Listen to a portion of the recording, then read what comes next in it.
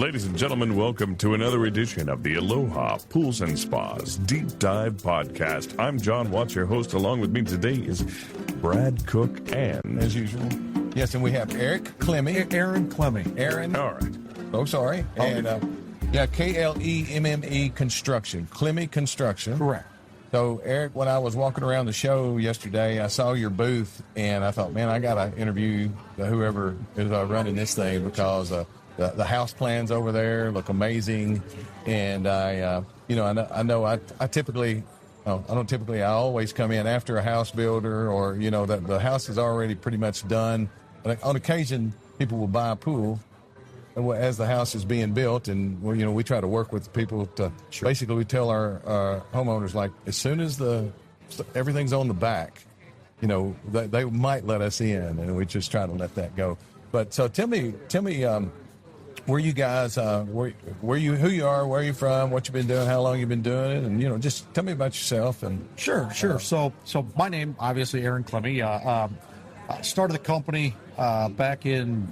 And I've been in business for a long time, but went into a full remodeling company, essentially, when we started back in the early 2000s. And I've been a home remodeler for years, and it's about 2015, 16, got into developmental work. Also do a lot in the real estate industry, a little separate from the construction side of things. So we were able to get a 100-home subdivision development off the ground in Freeburg, Illinois. Okay. And at that point in time, we really weren't home builders. We were a remodeling company, and I had a lot of real estate background on the other side. So naturally, you get that done, and now we want to sell lots. Well, the fastest way to sell lots is to put houses on them. So, the transgression of things basically led me from remodeling to, hey, let's get a spec house off the ground. I know how to build. We've done commercial work in the past and other, residential building, but we weren't a home builder per se. Right. Well, one turned into 2, turned into 10, turned into a subdivision of homes. And, as things progressed, we're getting asked to build homes in Edwardsville, Illinois, Waterloo, Illinois, Monroe County. So we're based out of the Columbia, Illinois area. Work within about an hour of that, that home base. We've done some homes as far as Lake of the Ozarks. I really don't prefer to. Right. You try to keep things with a wheelhouse closer to home with the amount of work that we've had here. But so that a little bit about the past. And so at this point in time, we try to keep it 10 to 20 houses a year. Obviously we always like growth, be able to do more. And I think in the years to come we probably will, and do a lot of custom homes. We do some spec homes, things like that as well. So it's a fair mix. That like I say, looking at your booth, it looks like you guys do some of the nicer looking work around. Sure. Thank you. Middle upper money. Yeah, I won't shy away from some of the more entry level or first time home builder kind of homes. A lot of those starting at $400,000 area, but then we've also got some where where we really shine working with the client in homes that got one right now we're working on that I think is, by the time we get all the cost runouts done, probably be closer to a $4 million home. So there's a spread there. I'll say. I can't say we have a niche in one specific spot there. I think we do pretty good across the board with just home building in general, from the small ones to the big ones. So do you generally work with the like a subdivision, or if I come to you and I go, listen, my wife and I were building a home, how does that process? Would you be the person I would come to like that? Well, I would always recommend somebody that's looking to build to probably visit with the builder first. Even if they don't have a lot, they do have a lot either way. It's always kind of good to have an idea of what you're getting into, and I think most good builders can at least direct you in the best practices of where to start and what to do. And I say that, if you're looking for a lot, and I'd never cut our great realtors out because they sell my homes, they do a great job at what they do. But in the same token, in a lot of cases, I don't necessarily see the value sometimes in bringing a realtor in. If you're going to go direct to a builder and you've got an idea where you're headed, you're adding some extra costs in there that I don't think are necessarily necessary all the time. But the builder can kind of direct you. Hey, this by you telling them what you want, what you're looking for. Hey, maybe this is a great subdivision. Look to buy a lot this way. Fill you in on the process of it to where somebody may say, well, I'm unfamiliar with how the loan process works. Well, or they don't have as much money for a down payment. Well, in that particular case, maybe you look for a more planned development where the builder owns the lots. He'll build you the home. There's no money, a very small down payment. And then when it's all said and done, you just close it out at the bank like you're buying a house off the market. There's no construction loans involved. The builder carries that. And then on the other side, you've got your custom market where you may buy a lot in a specific development, something like that. And we try to direct them. So I would say that the first best step would probably be, whether you build with me or another builder, is to at least get a background of what you're looking at if you've never done it before. What you said, though, rung out to me when you said about looking at a lot. Just say they're with their realtor and they're looking at this lot. To me, what you said makes worlds of sense, because being a pool guy, knowing what is in a backyard, basically what's in a backyard is what's left over of the front and middle. Sure. And so if somebody has this kind of idea, they look at a bare piece of land and they want a house on it. And a lot of people just don't know exactly how it all works together. They don't know what kind of footprint will sit on it. And it was set in that lot and all the setbacks of the lot. And I think if they don't talk to you somewhere before they buy, they may end up getting a house that's nothing like what they had planned on, because it's got to fit within the constraints of the lot. I mean, is that where you're going? I think you probably could have hit it on the head better. And I've got a perfect example of this, because this is a situation, I witnessed it. I wasn't part of it, but it's ironic. I constructed a new home for myself, being a builder. We do that every couple of years because we trade them out like shoes sometimes. Does your wife like that? No. I don't think any of us particularly like it, but I can think so. We do it nonetheless sometimes. But that said, there was a lot next door to mine, and it's funny you mentioned that. Gentleman or a couple came in, I suppose, bought that lot. I wasn't really familiar with them. But I noticed this is a brand new development, and there's a realty sign out front to sell the lot. And so I have to ask the developers. I said, what happened over here? I said, you guys don't have this lot on your list. Somebody obviously bought it and is reselling it right away. They purchased it 2-3 months ago.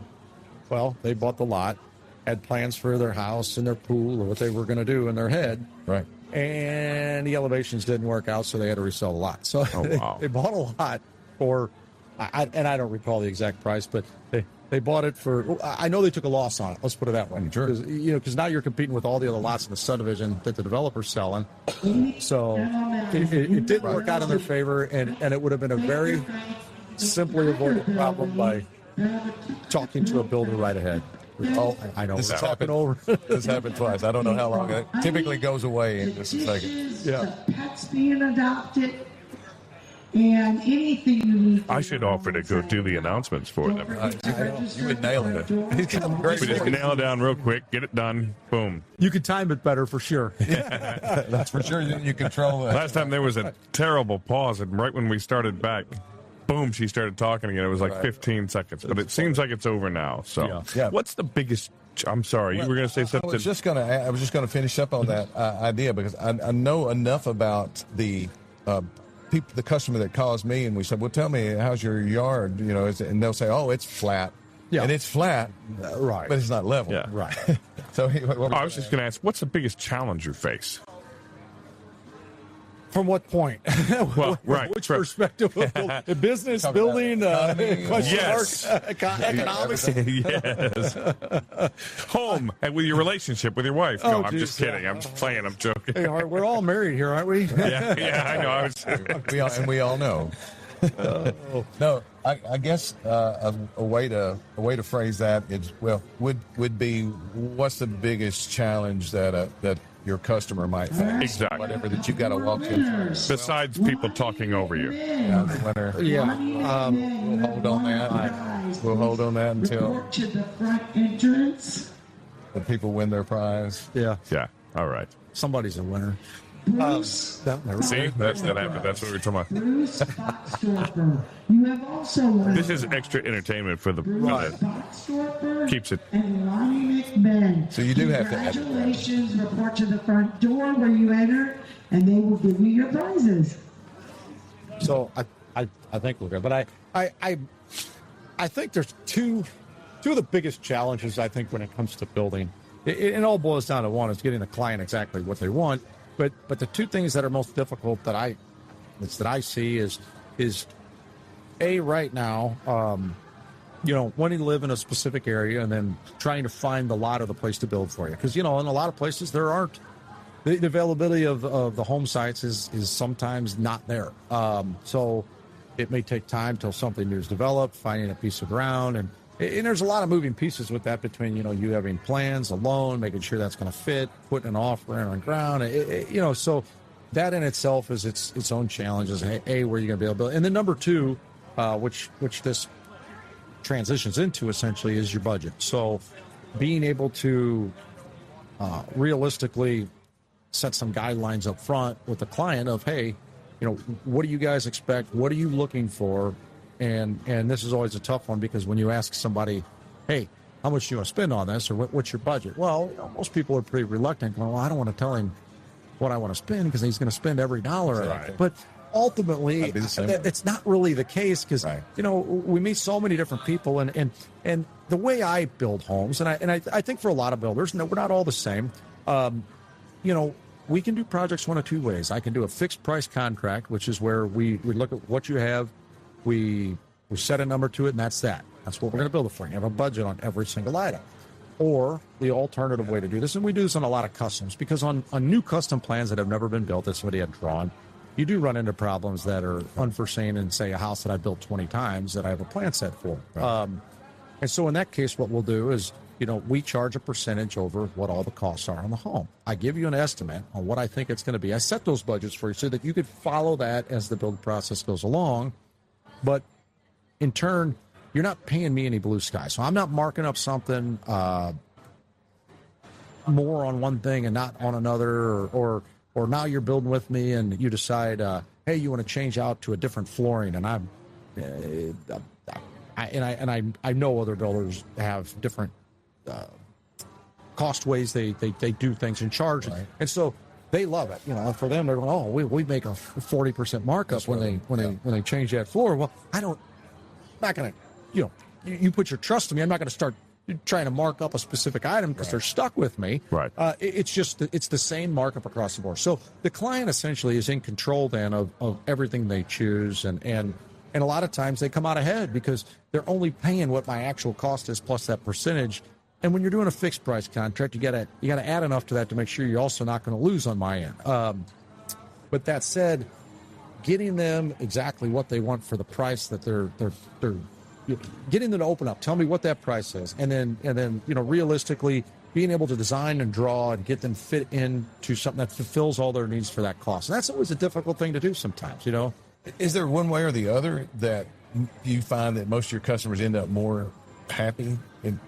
That you would like if you said, if somebody's listening to this and they're trying to make their decision, which way you would direct them? I think it's... or is it just the customer? I think it really depends a lot on the client. So, I found that people that have built homes in the past, somebody that's already built the home, is much more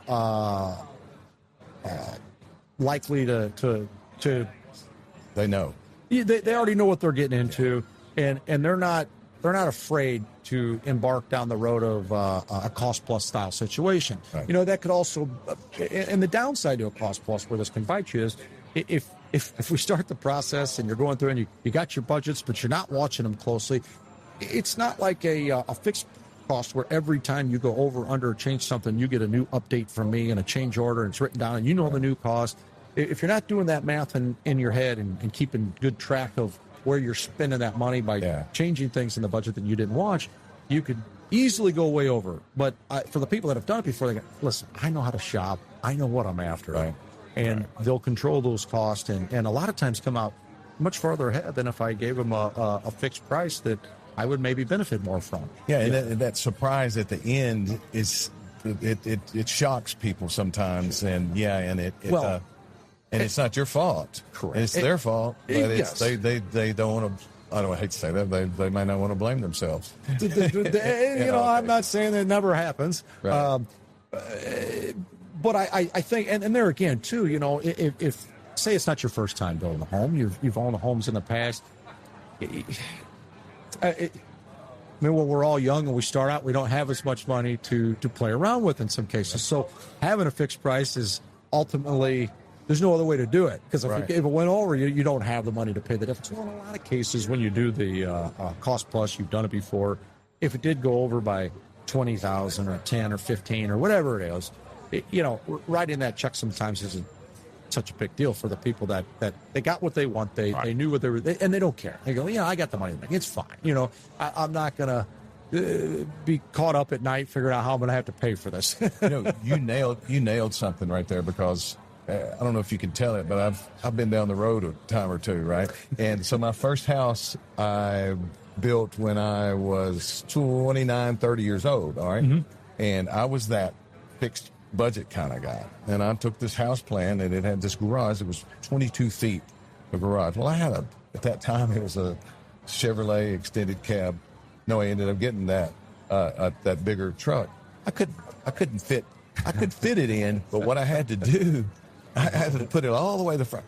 I regretted it. And so the next house I built, only thing I regretted was the payment at the end of it. And I regretted that every month, but I didn't regret going in the house and everything be the size, the garage I could pull into, walk around and walk between my truck and the freezer, and and so that if I could have any input on somebody, that if you can do it, and if you can at all squeeze out the extra money for it to pay for it along the way, I don't think you regret that in the end. No, and I think that's the beauty about it, a lot of times working with a builder. Obviously, it's always easier to go and you've got a new development where a bunch of houses are built that are for sale. You can walk it, you can see it, and hey, this fits the bill. I'm going to buy this house. I know exactly what the price is. You're done. You're out. It's closed. Right. Simple. But alternatively, and I think it's an intimidation factor for people, especially first-time buyers going, right. Oh my gosh, I've heard the stories and they're over. And there's a stigma that goes with that. And I'm sure there's plenty of bad builders out there for as many there are good builders. And this is where, as a client, you do your research. I'd like to think we're the best, at what we do. And I'm honest with people. And that's kind of our name to fame with what we do. And sometimes maybe too honest to my own demise in some cases. Sure. It probably use them. But I found out over the years, too, is I tell you what, fortunately for us in construction, even since the COVID days, everybody's been fairly busy. So there hasn't been a lack of work in the construction industry. That being the case, we've been able to kind of write our own list of customers. But with that, I've also, after years of doing this, and it's not. I mean, I can't even think of a good example of a specific person or this, but be selective, find the builder that you trust, that you work with, that you've researched. And in the same case, as a builder that's done this for some time, we interview our clients as much as they interview us. I mean, why get into a situation with to be in that position? Right. Yeah. And that's the thing with having somebody that's more seasoned, that and you've checked, they've been in business a while, they know what they're doing, sort of thing. You're not necessarily hurting for it. I mean, there's no way that anybody in their right mind wants to turn down good business. But in the same token, you think that we want to make. Well, you think that, but I've found out that over years of doing this, it's the biggest purchase of many people's lives to do this. You want it to be a great experience for them. I want it to be a great experience for me. I enjoy doing what I do, and I don't want to complicate that by doing a job for somebody that I don't think we're a good fit for. Or vice versa, they're not a good fit for us. It's not in our wheelhouse. So, we ask these questions, but building a new home, and I'll say this, is, it's a piece of cake. Of course, I do it every day. But yeah, right. I think a lot of people are intimidated, but I honestly believe that if they found a great builder a lot of times to work with, they would go, man, this was nothing, and I got exactly what I wanted this time. You know, so I need you to talk to my wife because we're on our 5th house. I think we bought like 5 homes, and sure. Sometime around number 3, I said, it always comes down every 3-4 years. We look at this, we go, and you suddenly decide that I'm no longer happy with the living room, and I'm no longer happy with this, and I want to change that, and we should just let's move here. Let's do and so we find another home. Oh, it's beautiful. We move in, and about 4 years later, it's I don't like this. I don't like that. So I've always said, why don't we come up with our dream home and have it built. Mm-hmm. Right. And just do it, and she's terrified because, just like you said, it's intimidating, and we've heard all the horror stories from our friends and everything, and so I get exactly what you're saying. And from my seat, anytime my wife looks at a house, she said, "I would love that. Well, I could really do something to that." I cringe at the idea of it because I know that everything is not going to be exactly like what I want. So I build. Right.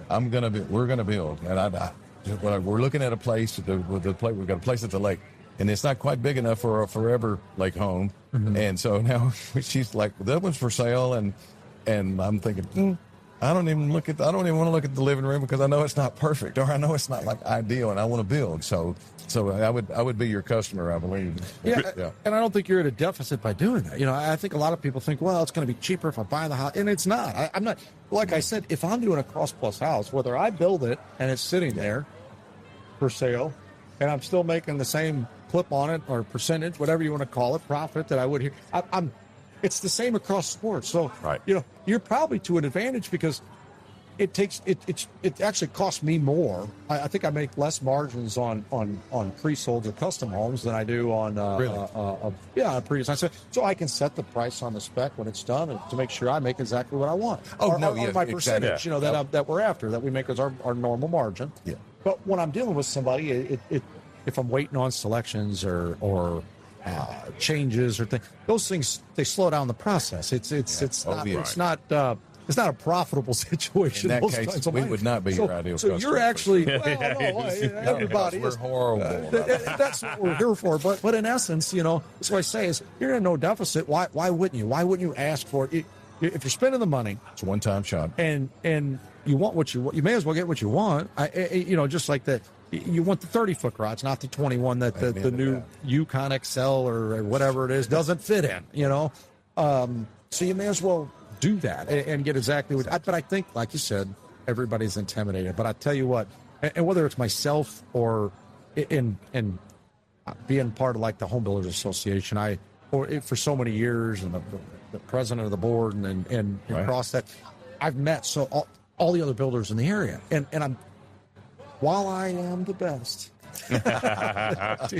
there are a lot of great guys out there, and they're personal friends of mine. I know they do a fantastic job, and I know people that they have built for that love them. So it was an awesome experience, So it's I know you hear the horror stories, but did you do your research? Why did this go wrong? I have a lot of questions to that.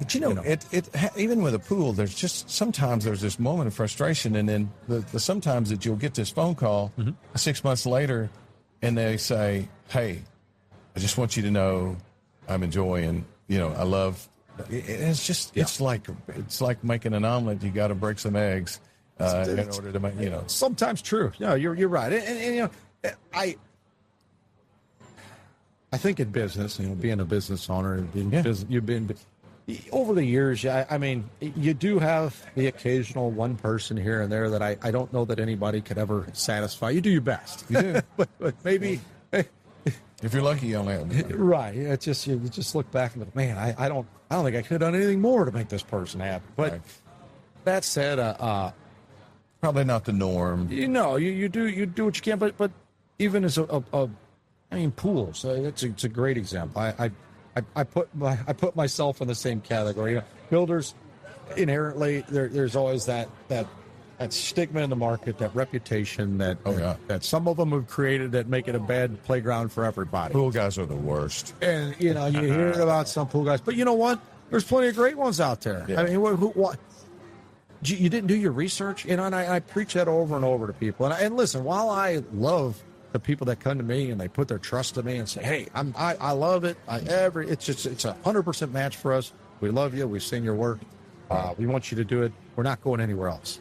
Right. Oh, great. No, I appreciate that. But in the same token, I don't ever try to talk them out of it. Honestly, in a lot of cases, I've had this. I think a lot of people have. I've had homes that I built for people. Wonderful. I become friends with them. Everything's great. They love the house. They move into it. They have a party one night. People come over, and Bob from down the road, whose brother-in-law was a builder, who's a little sour. He didn't get the buildings, and they're picking it apart. Right. What did he charge you for this? Oh, God, we could have done this for $100,000 less. Yeah, Which, it's not practical. It wasn't getting done. But now all of a sudden, this person that loved everything, loved me, loves their home, everything was perfect for him. Now they got a sour taste, thinking, right. "Oh, well, this could have been $100,000 less." When in fact that's not the reality. Yeah. But had they gone and went to 2 other builders and found out that I, in fact, was cheaper than the guy down there, that they would. That's right. They would have said, "Okay, yeah, right.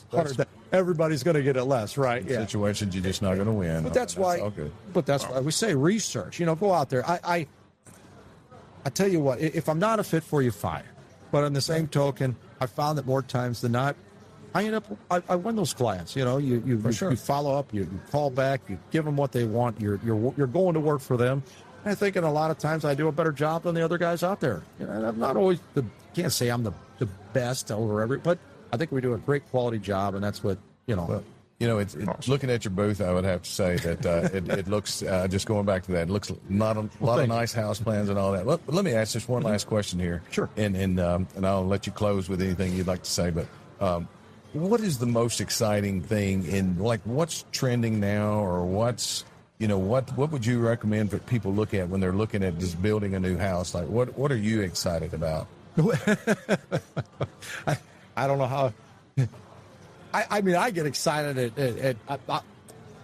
I love making the people happy. I mean, my most exciting is when the best feeling is when they come back at the very end of it all and saying, "Man, we love everything. We love it. The whole experience is great." I mean, that's the ultimate goal. So it is. That's really what excites me. But from the standpoint of trending things in home design, boy, that's a loaded, tough one. And I say that because it changes so often. Well, I bet. I mean, it is a constant. You try to keep up with it. There are so many little trends, but then there's a lot of them too. I tell people, it's like, I've seen this come and go. Yeah. Brushed gold faucets. Yeah, it's hot. It was hot in the 80s too. Right. Exactly. It's coming back. So I don't know. These things are always changing. It's really difficult to put a finger on one particular thing. Anytime my wife and I are talking, she says, "Oh, I think I'd like that." And the litmus test for me is, can you tell what era it was built in? And so that to me, that's a great way to put it. Because I don't want to be able to. Mm-hmm. And so there's this. I've got this French country house plan, and somebody might say, "Yeah, well, that was built in the '90s," but I think it's timeless. Right. And that's what I go for. Is just anything that is timeless. And unfortunately, if there's a really neat look that was invented, that somebody came up with, and it's not necessarily timeless, you can't just go back into the dark ages. And there's a balance of timeless designs, and And it is so. You should be a home builder. I found a sales guy. I think it's fun. I had this same conversation the other day, and I used the exact same words about timeless. They were looking at some of the facade work on the outside of the house, and there's a particular developer that we built some lots in their subdivisions, and they have some pretty tight restrictions on what can and can't be built. But unfortunately, because of those restrictions, these houses inherently start looking the same. Absolutely.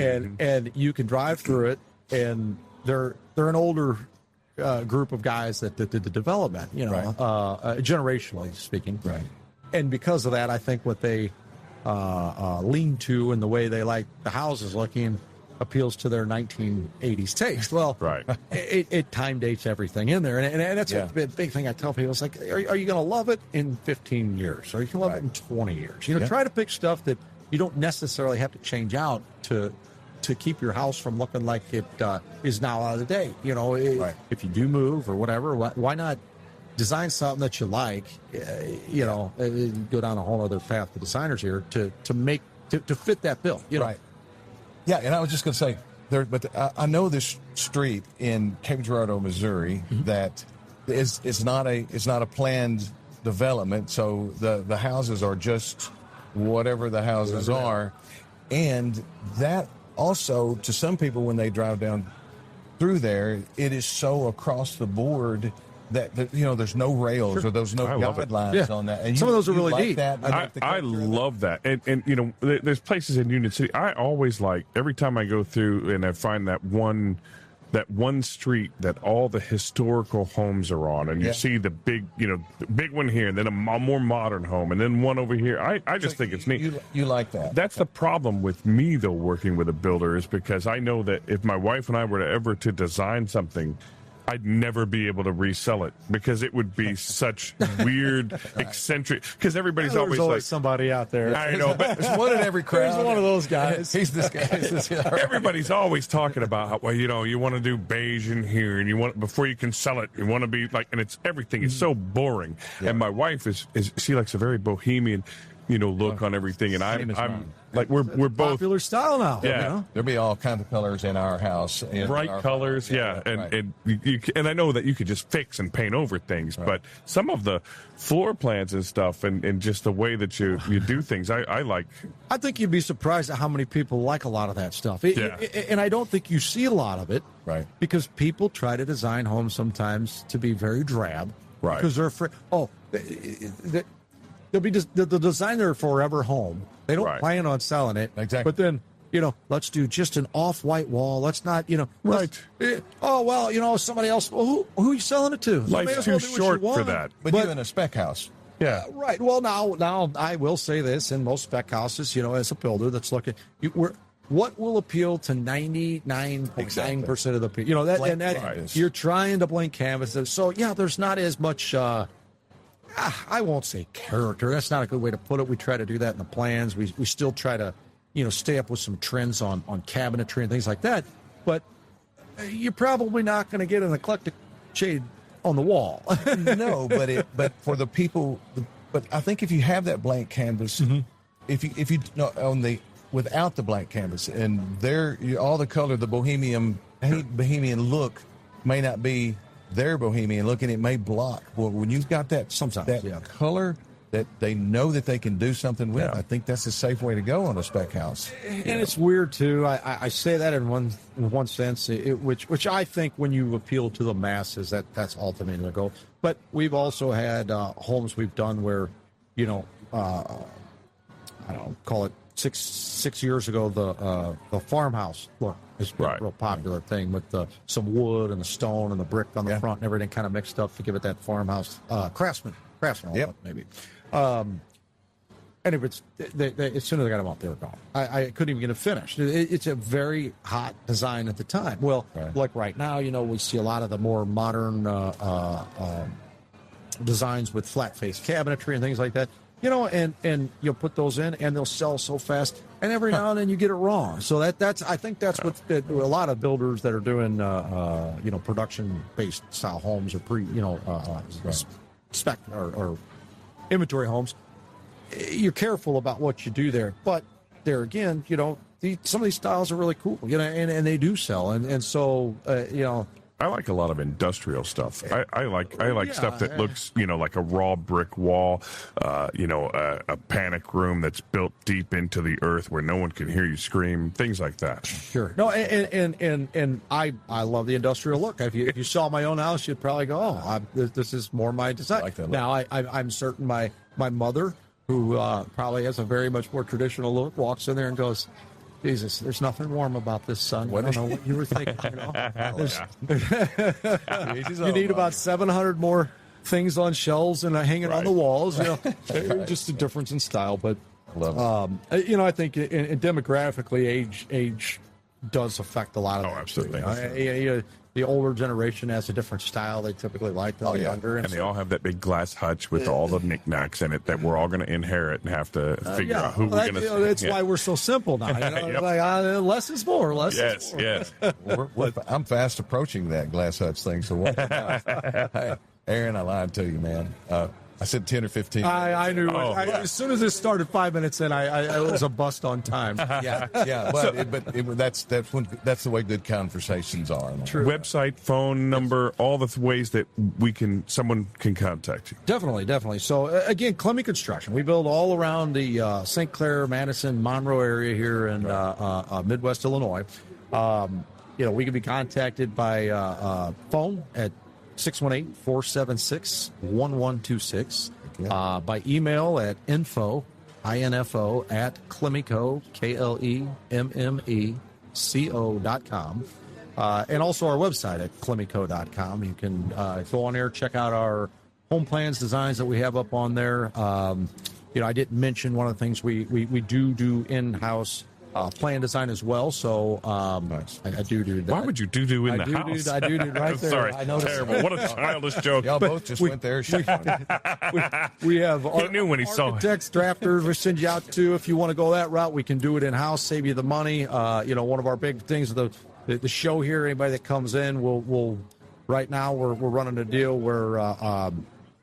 If you design with us, we'll design the home for your custom home in-house, not charge anything on the plan design or any of that. So, we can draw those in. We run our own CAD programs, things like Nice. that. I don't know of any other builders in the area that do. So that's a little perk, and it allows us to get the homes going quicker and everything. So, reach out to us. Check out our website at Klemmeco.com. Give me a call. I'm happy. I answer the phone.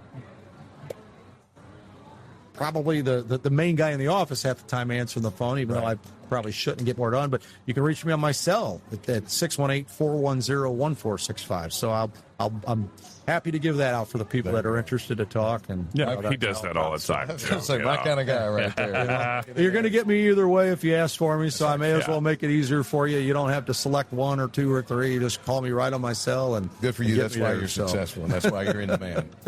Aaron, And sometimes pulling my hair out. exactly, of course. Well, we sure appreciate you coming on today. This has been another episode of the Aloha Pools and Spas Deep Dive Podcast. Dive safely. Dive safely. Thank you guys for having me.